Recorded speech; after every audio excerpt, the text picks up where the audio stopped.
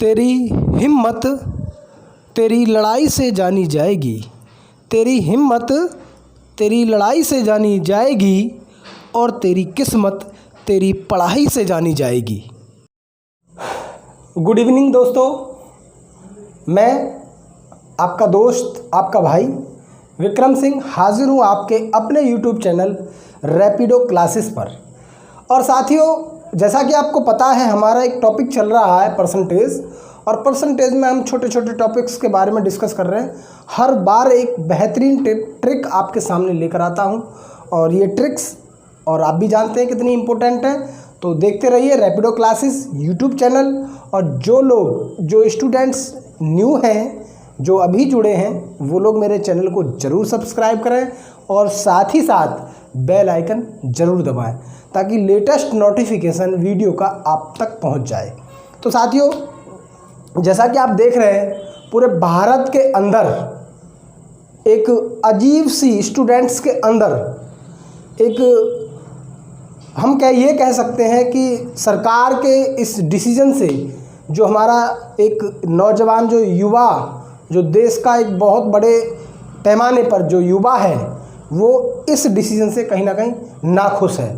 तो हम इस वीडियो के माध्यम से ये अपील करते हैं अपने पूरे देशवासियों से और उन नौजवानों से, उन युवाओं से, कि सरकार के किसी भी डिसीजन के सामने अगर आपको विरोध प्रदर्शन करना है तो आपको कानून के दायरे में सरकार बदलती रहती हैं, लेकिन संपत्ति देश की वो हमारी है, आपकी है।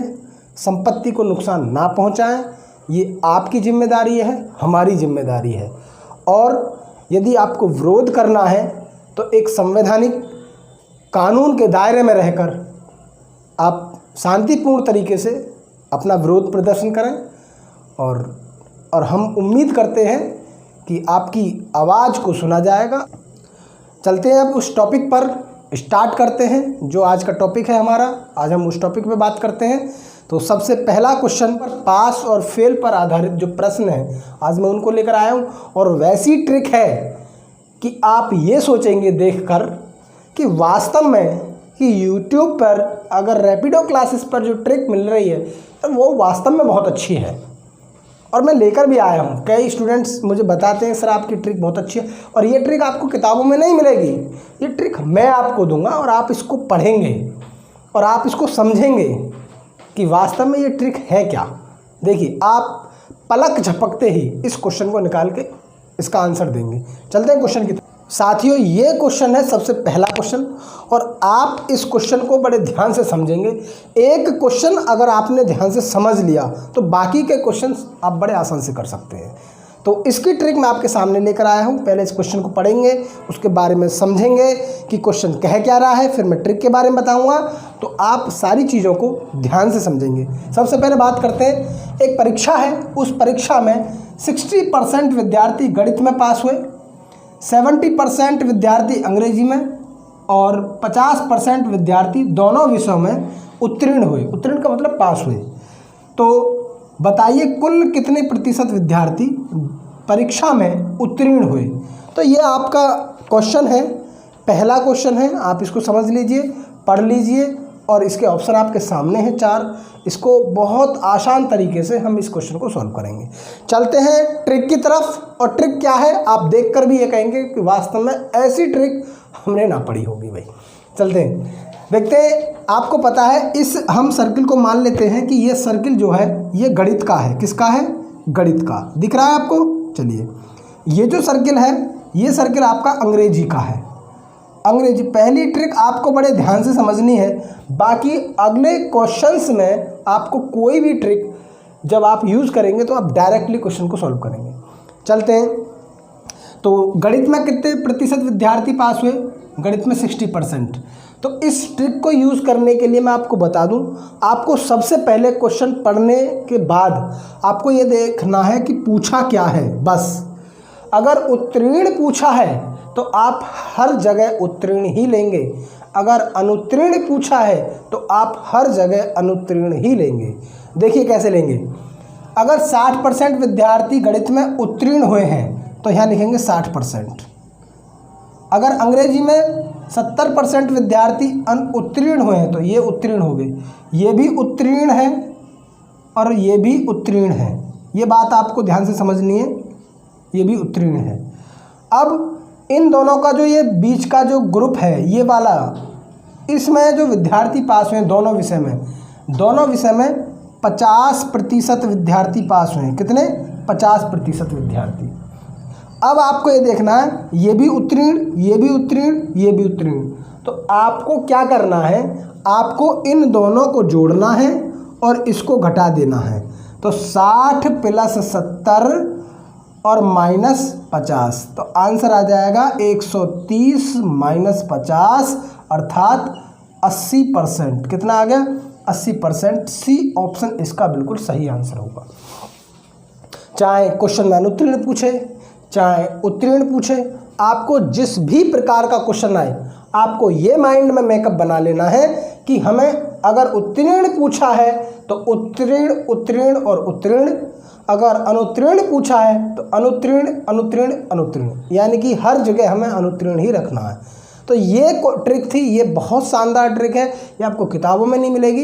इस ट्रिक को हमने आपको बताया है, आप इसको अगले क्वेश्चन पे अप्लाई करेंगे। तो अगला क्वेश्चन देखते हैं क्या होगा। नंबर 2, और इस क्वेश्चन नंबर 2 में हम इसको पढ़ेंगे कि एक परीक्षा में हिंदी विषय में 40% विद्यार्थी और 25% विद्यार्थी संस्कृत विषय में अनुत्तीर्ण हुए।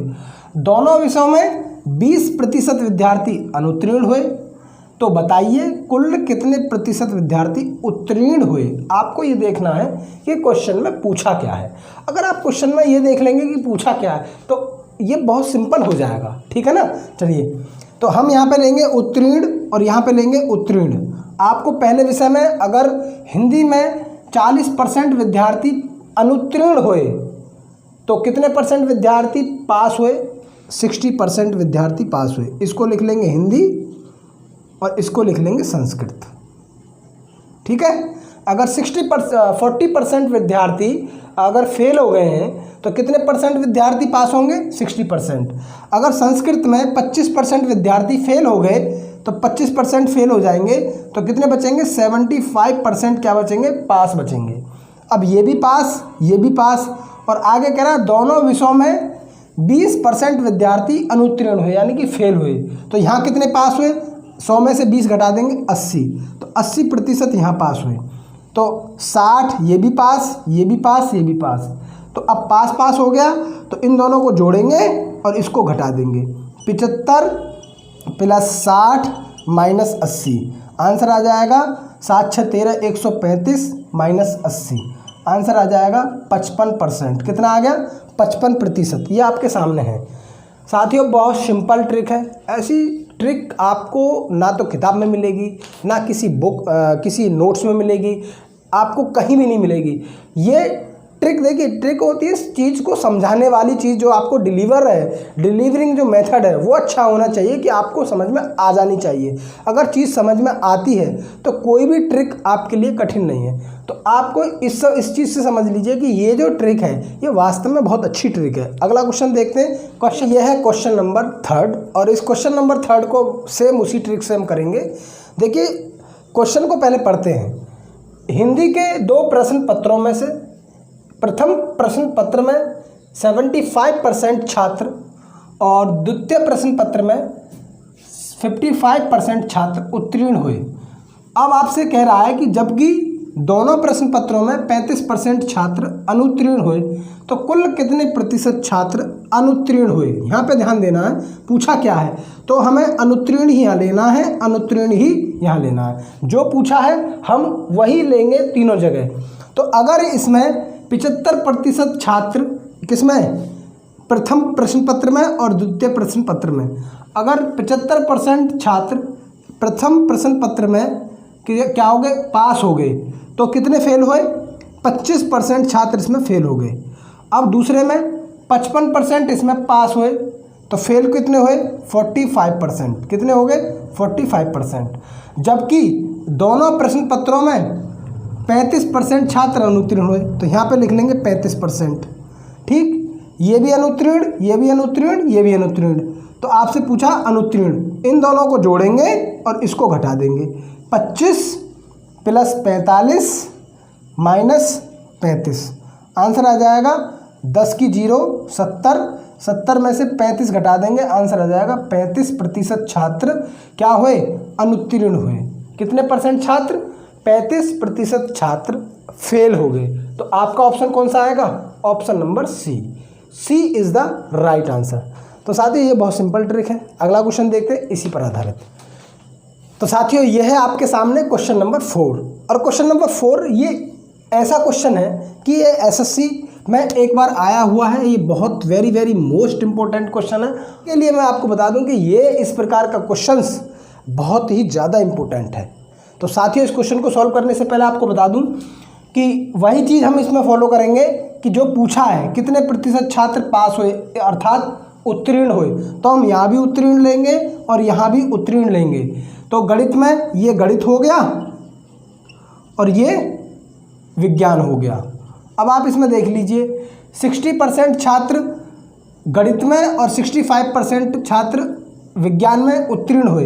दोनों जगह उत्तीर्ण लेंगे तो 60% ये यहाँ पास हो गए, 65% यहाँ पास हो गए। क्लियर। अब दोनों विषयों में 30% छात्र अनुत्तीर्ण हुए। जब 30% छात्र अनुत्तीर्ण होंगे तो 70% पास होंगे। तो यहाँ लिख देंगे 70%। अब आप इन दोनों को जोड़ दीजिए और इसको घटा दीजिए। 60 + 65 - 70, आंसर आ जाएगा 125 - 70, यानी कि 60 और 65, 125 - 70। अब इसमें से घटा देंगे 5 में से 0 गए 5 और 12 में से 7 गए 5। कितने प्रतिशत आ गया, 55% आ गया। यानी कि 55% छात्र जो थे वो पास हुए, क्योंकि हमने यहाँ भी पास लिया, यहाँ भी पास लिया, यहाँ भी पास लिया। तो जब 55% छात्र पास हुए, परसेंटेज में नहीं दे रखा आंसर, पूछा है कि कितने बच्चे पास हुए, नंबर कितना है बच्चों का, तो आपको पता है कुल टोटल बच्चे 600। अब 600 का आप क्या करेंगे, 55% निकाल देंगे। तो आप क्या करेंगे, 600 × 55/100, 0 से 0 कट जाएंगे, 5 × 30 और 5 × 30 और 3 33। कितने बच्चे पास हो गए, 330 बच्चे पास हो गए। सी ऑप्शन इसका बिल्कुल सही आंसर होगा। तो ये था साथियों इस प्रकार का क्वेश्चंस कि आपके एग्जाम में हमेशा आते हैं, और ऐसे क्वेश्चन को करने के लिए मैंने आपको बहुत ही शानदार ट्रिक दी है। तो मैं उम्मीद रखता हूं कि और आशा करता हूं कि आप लोगों की समझ में आया होगा। तो साथियों लगे रहें अपने लक्ष्य में और कोई दिक्कत नहीं है, आप पढ़ें अच्छे से, मेहनत